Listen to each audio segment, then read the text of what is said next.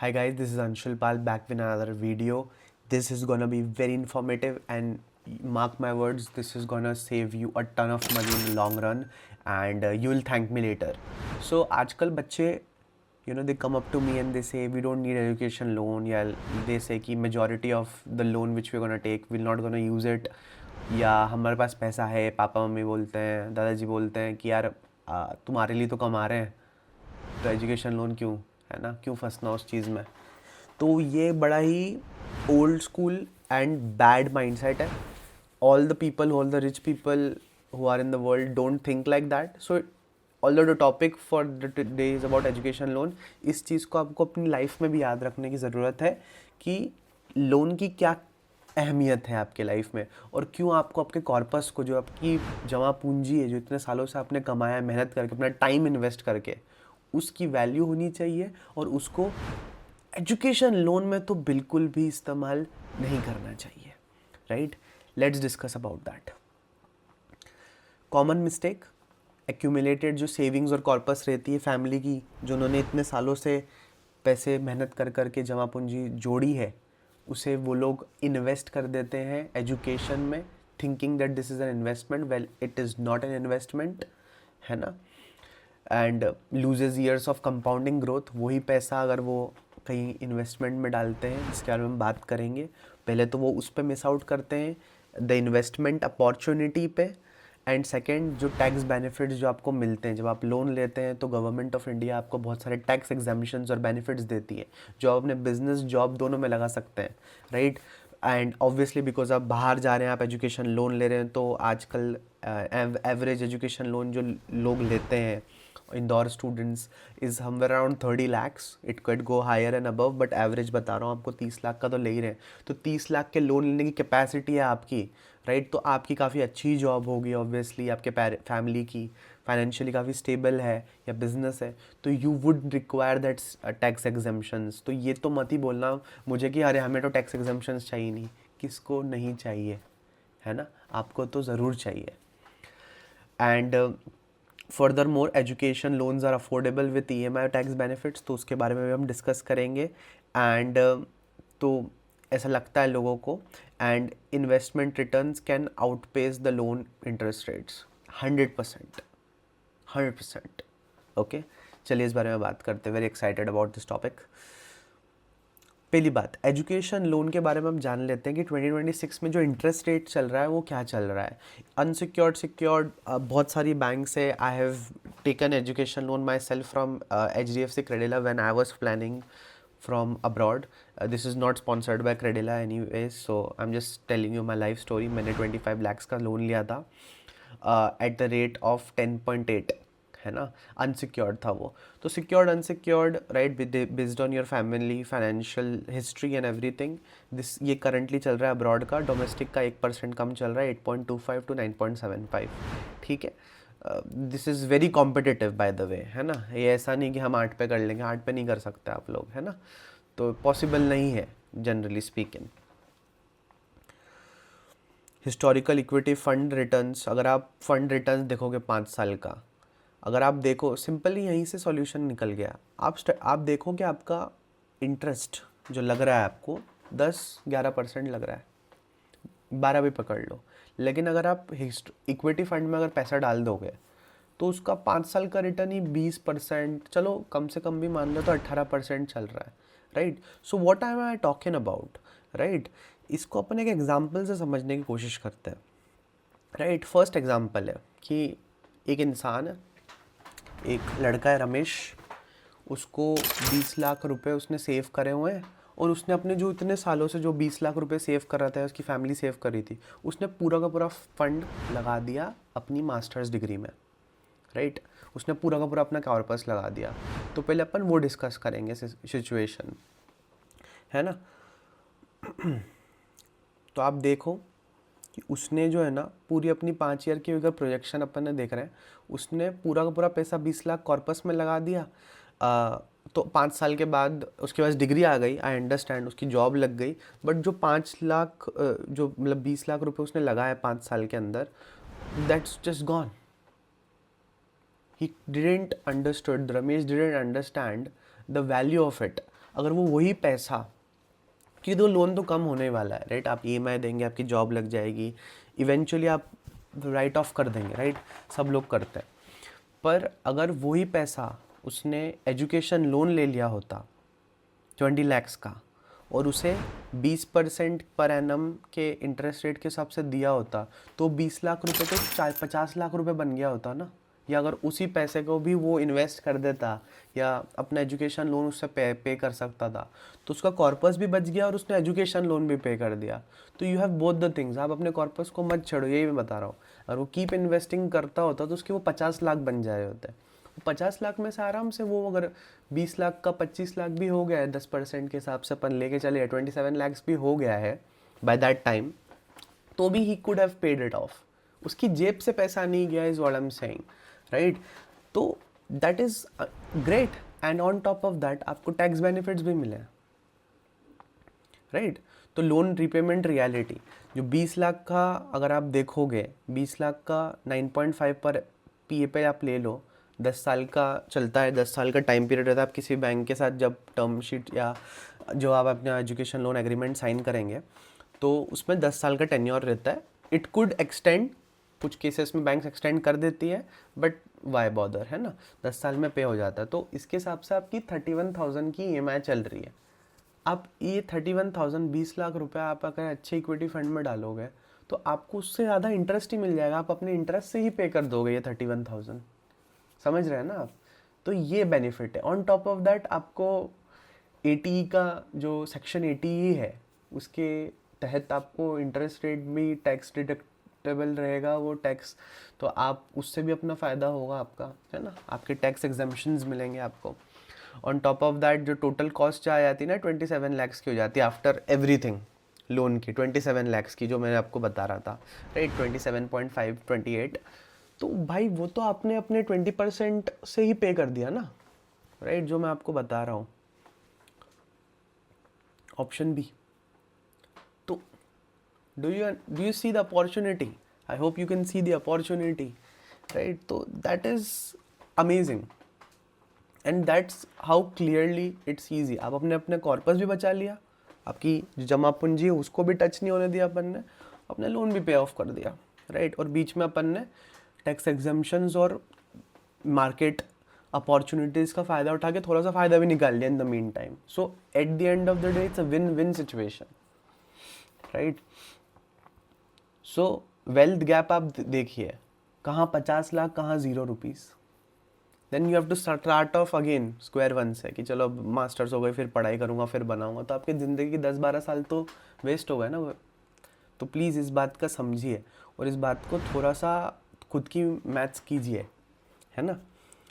एक और एग्जांपल लेते हैं अपन, जैसे कि मास्टर्स अगर किसी को top universities, top UK universities से LLM करना है या टॉप यूनिवर्सिटीज़ से बाहर पढ़ाई करनी है, राइट, तो 40-50 लाख भी चले जाता है। अगर आप US UK ऑस्ट्रेलिया जो प्राइमल कंट्रीज़ को देख रहे हैं, एजुकेशन हब्स को देख रहे हैं, टॉप QS 50 को टारगेट कर रहे हैं, 20 को टारगेट कर रहे हैं आप, तो 50 लाख तक भी आराम से चले जाता है ना अपना बजट। तो अगर 50 लाख में भी आप बताओ कि आपने 30 लाख रुपए विड्रॉ कर दिए एंड 20 लाख लेफ्ट कर दिए, loses compounding on 30 lakh, option बूज 30 लाख का लोन ले लिया एंड कीप 50 lakhs इन्वेस्टेड, है ना। अगर आपने ये भी ऑप्शन देख लिया कि 30 लाख अगर आपको MBA के लग रहे हैं, क्योंकि जितने भी अगर आप देखेंगे सारे ऑप्शन एट UCL आप देख लो, आप यूनिवर्सिटी ऑफ बर्मिंघम देख लीजिए, आप LSE is bit more expensive, वो 40 तक चले जाता है, but generally speaking 95% of the opportunities जो आप देखेंगे 30 lakhs में आपको रसल ग्रुप या QS 100 यूनिवर्सिटीज़ ज़रूर मिल जाएगी, 100%। तो अगर आप दोनों ऑप्शंस में आपको बता देता हूँ इसके बारे में भी, इसको कैसे अप्रोच करना है। 10 ईयर प्रोजेक्शन, अगर आप विड्रॉ 30 लाख कर देते हो और 20 लाख का अमाउंट करते हो, राइट, जैसे कि अपनी बात हुई थी, अगर आप 30 लाख का विड्रॉ कर देते हो 20 lakhs का, तो loses compounding on 30 lakhs, 30 lakh पे आप कंपाउंड होने देते हो। आप 30 लाख का विड्रॉल कर देते हो MBA के लिए, 20 लाख से आप कंपाउंड करने लग जाते हो, राइट, उसको इन्वेस्ट कर देते हो, which is still not bad. अगर आपको लग रहा है आपको पीस ऑफ माइंड चाहिए तो कर सकते हो, but it is not an viable option. Personally I wouldn't do that for my self और माई फैमिली। तो देखो आपने 30 लाख करा, 20 लाख को ग्रो होने लग गया, तो अगर 10 ईयर का प्रोजेक्शन ले विथ नॉर्मल 20% पीए का अपन ले लें, ठीक है, तो भी आपका 1.5 करोड़ बन रहा है, राइट? तो you are not missing out, you are still making some money, right? अब 1.5 करोड़ की 10 साल में लाइक 2000 अभी 26 चल रहा है, आप देखिए अगर आप 26 चल रहा है, 2036 तक 1.5 की वैल्यू भी कम हो जाएगी, राइट? जो 1.5 करोड़ की अभी इतनी वैल्यू चल रही है, 7% इन्फ्लेशन लेके चले, तो जो अभी वैल्यू चल रही है उतनी नहीं रहेगी, right? It will be somewhere around 1 CR तक की वैल्यू रहेगी, but still you didn't lose money, you still made some money, so it's a win situation. आप इमेजिन करो आपने 50 लाख का लोन ले लिया, पूरा का पूरा एजुकेशन लोन पे, राइट? और उसमें से आपने पूरा 50 लाख इन्वेस्ट कर दिया, आपने कॉर्पस को बिल्कुल भी नहीं छेड़ा, उसका 1 रुपया भी नहीं निकाला, तो you are making 3.79 crore, equivalent to 3.2 crore in the next 10 years by 2036, राइट? तो it is amazing, you made money and you also simultaneously completed your degree and you simultaneously got the benefit of 80 tax exemptions, right? And because of, if you are smart enough, if you are going into finance, if you have a little bit understanding about market, तो आप उसको थोड़ा better invest कर सकते हो, जिससे कि you can get even more benefit over the 10 years time, right? तो this 3.79 could easily be escalated to 4.2 with little bit research and being aware about the market dynamics, right? So that's how easy it is and that's how simple it is. So please don't get into the exemption, don't assume that education loan bad होते हैं। education loan हर type का bad ही होता है, कर्जा हमें लेना नहीं है, हमारे religion का part नहीं है, हमने ये नहीं है। there is only one religion, make money, okay? So that's what I'm talking about guys, कि आप इस चीज़ को समझिए कि आपके फंड्स बहुत ही इंपॉर्टेंट रोल प्ले करते हैं। How do you play your funds and specifically in your education, because education is the second biggest decision you gonna take in your life, right? Your be it Indian education or abroad education, this is the second biggest decision of your life, right? तो I'm saying that आप please, एक 20 लाख भी बड़ा amount होता है, 5 लाख भी एक बड़ा अमाउंट होता है ना? उसको फिगर आउट कीजिए कि आप उस फंड को कैसे रेज कर सकते हैं, right? And there are hundreds of banks and NBFCs who are ready to sponsor you, तो why not they take their money, है ना? So have that mindset, having that mindset is important. Even when you buy your first house, even when you buy your first car, have that acumen कि how can I use credit and use it to my advantage, है ना? So please, right? Example 2 अगर मैं आपको बताऊँ, education loan impact, loan amount 30 lakhs का अगर आपने करा 9.5 10 years पे, तो आपकी EMI 46,000 आएगी, है ना? आपने इंटरेस्ट उस पर पे करा है 11.5 लाख का। यू नो व्हाट, मैं आपको ना ऐसे दिखा देता हूँ, there is an EMI calculator, है ना? तो आपने अगर 30 लाख का लोन ले लिया, ठीक है, 10% पे ले लेते, 10 का टेन्योर चल रहा है, तो आपकी मंथली EMI आ रही है 39.6। आपने ओवर द 10 years टाइम आपने 17.5 लाख रुपए का करा है। ऑल्दो यू कैन फोरक्लोज, सारी बैंक, सारी NBFC आपको फोरक्लोज करने की भी अपॉर्चुनिटी देती है गाइस, ठीक है? कि आपको अगर 2 साल के बाद पूरा ख़त्म करना है तो आप फोरक्लोज कर सकते हो, कोई दिक्कत नहीं है। तो प्लीज़ इस चीज़ का ध्यान रखिए कि अगर आप जब लो एजुकेशन लोन ले रहे हैं तो फोरक्लोज करने दे रहे हैं कि नहीं, तो इस चीज़ का प्लीज़ ध्यान रखना, है ना? बाकी इट्स ऑल गुड, ज़्यादातर बैंक्स देती है 100%। तो आप देखो ना, आपने टोटल अमाउंट वही 30, आपका 30 लाख 50 लाख हो गया, 47 lakhs हो गया over the period of 10 years। तो क्यों करना बे, मतलब इससे अच्छा इन्वेस्ट ही कर दो, कम से कम जेब में 4 पैसे तो जाएंगे, ठीक है? तो that's what I am talking about guys, है ना? आपके पास दोनों ही ऑप्शंस हैं। आप 1.5 करोड़ भी ले आ सकते हैं बाय 2036, आप 4 करोड़ भी ले आ सकते हैं बाय 2036, है ना? डिफरेंस बन रहा है अपना 2 करोड़ का बन रहा है। तो वो 2 करोड़ आपके अगले 10 साल में बहुत काम आएंगे, है ना? हमेशा ही। तो वो आप इस चीज़ का ध्यान रखिए please, and stay educated. Education loan is very good. In fact, I took my education loan from HDFC. It's not sponsored by this video, is not sponsored by Credila, but I am just telling you my story. किसी से भी लो but ले लो, है ना. अगर अच्छी deal मिल रही है, and there is this market is highly competitive in the eyes of banks. NBFCs आ गए हैं, पब्लिक प्राइवेट सारी बैंक्स आ गई हैं, है ना. तो आपको अच्छा रेट, ये आपके लिए अपॉर्चुनिटी है कि आपको अच्छा ही रेट मिलेगा, अच्छी ही डील मिलेगी, है ना. और अगर नहीं मिल रही डील तो आप वो कर लो, शिफ्ट करवा लेना अपना एजुकेशन लोन, कोई दिक्कत वाली बात थोड़ी है. Why this strategy works, guys? Loan interest 9.5 is lower than the investment returns. ये बात हम सब जानते हैं, है ना. और अगर नहीं जानते तो आप जान गए होंगे अभी तक कि 20% मिल रहा है, 9.5 है, आपका 10% का वैसे ही फ़ायदा हो रहा है ना. एंड टैक्स बेनिफिट्स आपको मिल रहे हैं 80 का. प्लीज़ आप गवर्नमेंट की वेबसाइट पे जाइए, research about section 80 of the tax exemption, आपको ज़्यादा इन्फॉर्मेशन उस पर मिलेगी, है ना. मैं लिंक दे दूँगा इस वीडियो के नीचे अबाउट 80, कोई दिक्कत नहीं है. And compound growth on larger corpus, जो कि मैं आपको बता रहा हूँ. And loan repayment builds credit history and borrowing capacity. तो आपकी क्रेडिबिलिटी भी बढ़ रही है. आपकी क्रेडिट हिस्ट्री, आप यूके में पढ़ रहे हैं, आप अब्रॉड में पढ़ रहे हैं, लेकिन आपकी क्रेडिट हिस्ट्री बैंक के साथ बहुत अच्छी रह रही है. तो वो आपकी in the future when you require more loan, more anything you को रिक्वायर, तो आपको ज़्यादा लोन की ज़रूरत दे सकती है बैंक्स. तो बहुत ही अच्छा है आपका, बहुत ही लॉन्ग टर्म, क्योंकि बहुत बड़ा अमाउंट है, 30 लाख 50 लाख, उसको भी आपने इतने स्मार्टली रीपे कर दिया है.